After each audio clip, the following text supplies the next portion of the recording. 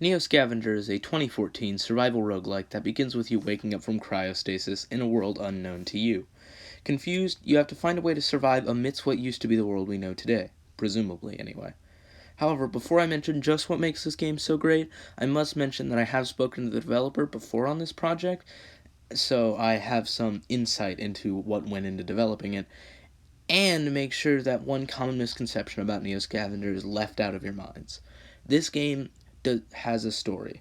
It's vague, it's very obtuse, and it's very obscure, but it does have a story, and a great and mysterious one at that. The game begins with you choosing traits, which are special attributes that grant you bonuses and can occasionally be used during encounters to gain an advantage. There are also negative traits, which let you pick more positive ones. While this character creation is very, very bare bones, it allows each run, as you will die fairly often in Neo Scavenger, to be a little different. And it helps you find the best option for your playstyle, while not bogging down the experience with too many options. The game then has you transfer to a screen where you choose options, which will dictate the outcome of an event. Starting with an attack by a strange monster which you must react to, this immediately forces the player to learn how to interact with the game's interface, while also creating a sense of intrigue and mystery towards what exactly is going on. After averting the monster, perhaps through the use of those traits from earlier, you then leave the facility after a light clue as to who you are and are left in the open world. The game mostly takes place on a hexagonal grid where every turn you move to a new tile or several new tiles and can search for items, rarely coming across a strange area or a random encounter. You have a lot of things to worry about in Neo Scavenger: your thirst, your hunger, how tired you are, whether or not you're sick or have an infected wound. The game more or less leaves you to your own devices for the first day, and many players will die here. The game is not above killing the player for a minor mistake, as I and many other players learned the hard way. To quote the developer as to its design, Daniel Fedor, it's designed, however, to roughly simulate real-world survival in that you're meant to tackle survival needs in a logical order. A lot of folks mistakenly assume top priority is food or a weapon, but really it's shelter/clothing and clean water. Players who address those needs first usually last longer." End quote. One encounter can leave you dead, and there's a lot of player choice in that. Most fights can be avoided, and since fights can end in guaranteed death, either by you being stunned or your wounds becoming infected, fights are better to be avoided unless there's a lot of useful items at stake. The first day is a trial by fire of game design, intentionally made to where if you don't find something to warm you up by nightfall, you will most likely freeze to death in the night. And if you make the mistake of getting into a fight with your bare fists, you will be cut and slashed and bashed and will die almost certainly. This is Dark Souls-esque design in that it is teaching you how to play by killing you and telling you to get better. Some players will find this design pretentious or annoying or trial and error, but if you learn this design, and I mean really learn it, there's great fun to be had in Neo Scavenger. After the first night, you will encounter a glow in the southeast that represents the nearby city of Detroit, though the player doesn't know it yet. This is the goal of the first 4 or so days, too, if the player is rushing. This also causes a gradual increase in difficulty. As you get closer to the megacity, the resources in towns and cities begin to thin out and become far more scarce than before, leading to the player having to rely on stocked up food and water, as well as what can be gained naturally to survive the walk to Detroit. Once there, the player is given a quest to get into the megacity. I won't be discussing these much as this game has a story which you really must play through yourself rather than having me explain to you. Just trust me that it causes far more questions than it gives answers. Neo Scavenger does have an ending, however it is also an indefinite game. After the credits, you are taken outside of the final area and forced to survive forevermore. The player does build up knowledge and resources, acquiring armor which allows them to get into fights, worrying less about taking insta-death hits and infection. However, combat never becomes easy, and neither does surviving. You need to fight every day to get food and water, and as resources run out as you use them, one stupid fight might lead you to get your head blown off. This is all in preparation, before or after the final encounter, and whether or not the player knows it, for the boss fight, air quotes, which marks the true end of the game, in my opinion, even though some players may never encounter it due to its relative obscurity. Here's the spoiler-free version, though I'll be going more in depth after this, so spoiler warning after this. The fight is with one of those strange creatures that I've mentioned before, one you've never seen before, and even wearing the best armor, it can kill you easily and without much effort. Unless the player is actively cheesing the boss, the player will require all the advantages they can get to defeat the fight. Well armed, well fed, and most importantly, well armored. However, some players will never see this fight, and thus it leads to a moment which I think is slightly unappreciated in the game. However, it can also be encountered from the very start. Spoiler warning ahead, I will be spoiling pieces of both the final fight and encounter, and this game is best played blind. So, you've read the wiki, you've been preparing for this fight for a while. You've got the strongest armor in the game and a solid melee weapon, and a shotgun to boot. This is the mindset of many players going into the final encounter, including me. Players must remove the necklace around their neck to encounter the strange otherworldly boss and discover the secrets of the world, though, like everything else in this game, it offers far more questions than it does any answers. This is the Murga Wraith, an entity which is hinted at during certain story moments in the game, but this is your first time truly encountering it and its power. It appears out of a portal and attacks you, hunting you down unless you re-equip the protective talisman around your neck. Its attacks are strong and leave you bleeding, and it has high health.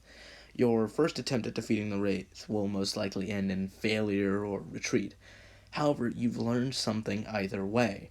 If you are able to defeat the strange Wraith, a portal opens up and you're taken to a strange world for a moment. This is the ultimate test of the player's skill.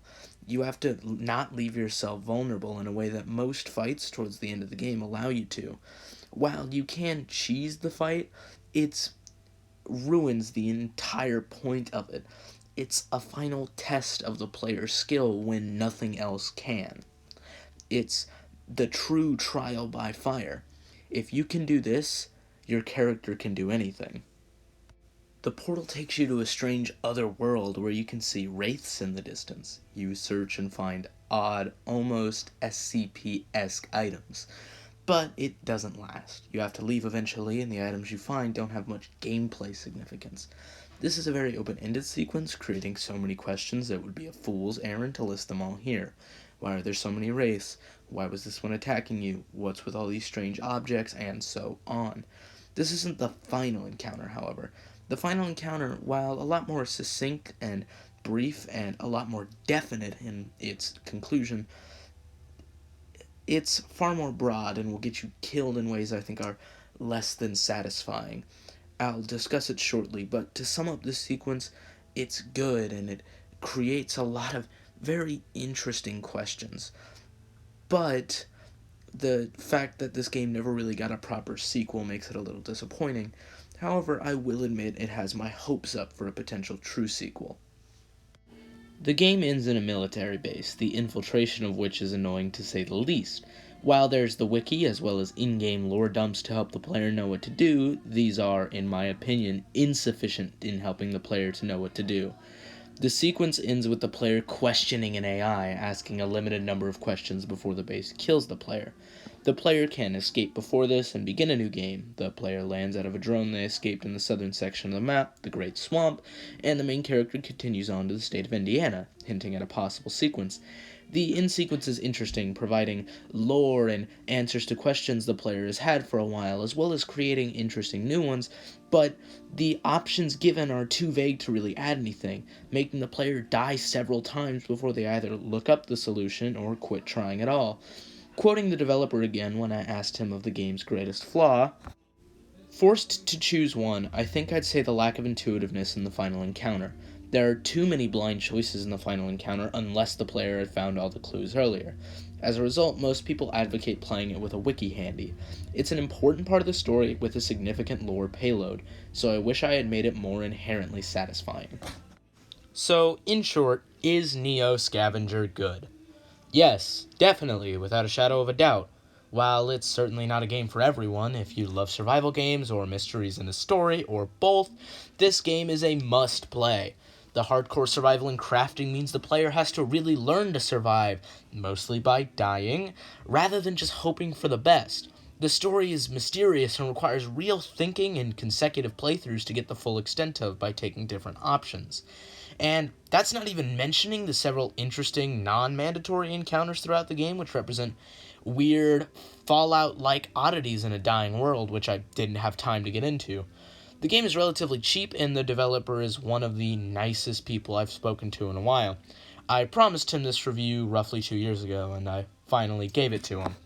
Neo Scavenger is one of my favorite games of all time, and if you're willing to see past the very occasional jank and are okay with occasionally having to use a wiki, which people who know the lore of the game may find ironic, then this game is a must-play for survival game fans. It isn't perfect by any measure, but for those willing to see past its flaws, it's a good experience. And it even occasionally scared me by being stalked by monsters or trying to figure out whether I should approach that bandit with a gun or whether or not it's loaded. It's a really tense experience, almost a thriller at times, and the build system is simple yet encourages thought in the player. Admittedly, there are some semi-OP ones out there, but you can always just randomize for a really interesting run. And you can also have several different ways of surviving. You can hunt, you can find things out in the wild, berries or mushrooms. And there are risks that you can take that I do, even though it's objectively not the best way to play. Sometimes I'll just drink water out of a lake, which is a really bad idea because that gets you, dysentery.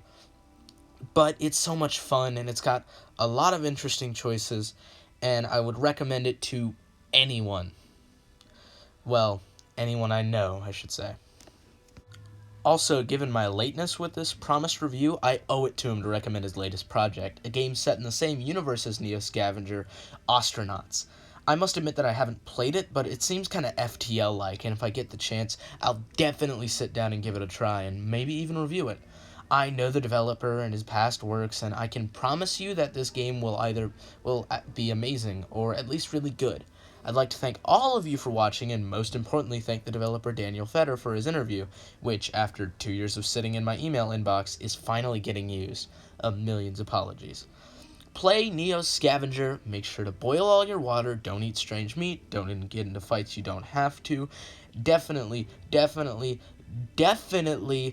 don't eat any mushrooms if you don't know what they are, and I'm sure you will all survive. That's all for today. So that's the end. I hope you all enjoyed listening to me ramble about a game I really love. Once again, I recommend you check it out. And if you liked this video, like, comment, subscribe, so on. If you didn't, please leave a comment telling me how to do better. And to the developer of Neo Scavenger, thanks for that review. I'll see you all another time.